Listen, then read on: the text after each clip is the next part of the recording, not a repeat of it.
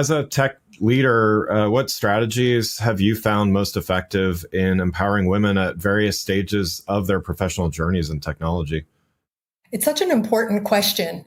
It's one of those questions, though, that I think we often think it needs to be the system that changes or how we navigate in the current system. And as part of that conversation, one of the deepest part of work that I've had to do myself was to realize that a lot of the success I had was by participating in a system that didn't necessarily work for me.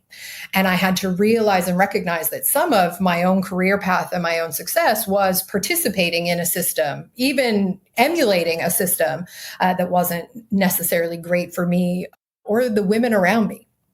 And through that work, what I've come to realize is that we need to redefine what women in tech actually means. We've long had this idea that only STEM roles are considered to be tech.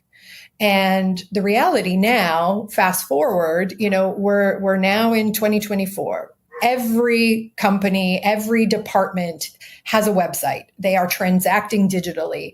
If you're in marketing, you are using complex tools to market to your customers around the world. You are building websites, digital experiences. You're almost building your own product.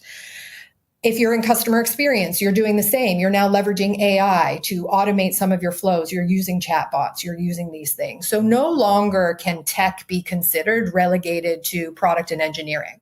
Yeah. And I think that fundamentally transforms the opportunities for women in tech. And I like to say, if you're in marketing, you're in tech. If you're in HR, you're now in tech.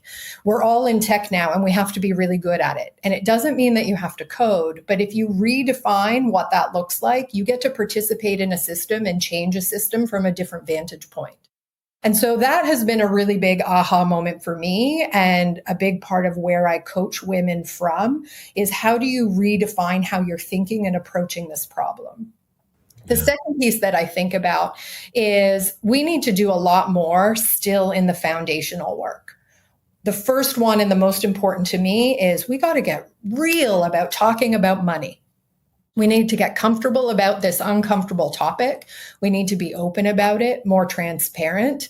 We need to understand the levers at play, whether that is negotiating your salary right from the jump, whether that is advocating internally for better compensation and different mechanics of that compensation, or whether that is pursuing promotions, raises in different ways. Maybe that's within an organization, or maybe that's strategically moving through different career paths to get bigger jumps. And I think for women in particular, the studies show women don't love to talk about money, but also the system is working against you when it comes to money. And so one of the first things we did at Vetster, and I'm really proud of, we introduced a living wage for all roles. So nobody here, it isn't well compensated. We have a baseline minimum wage here for everyone.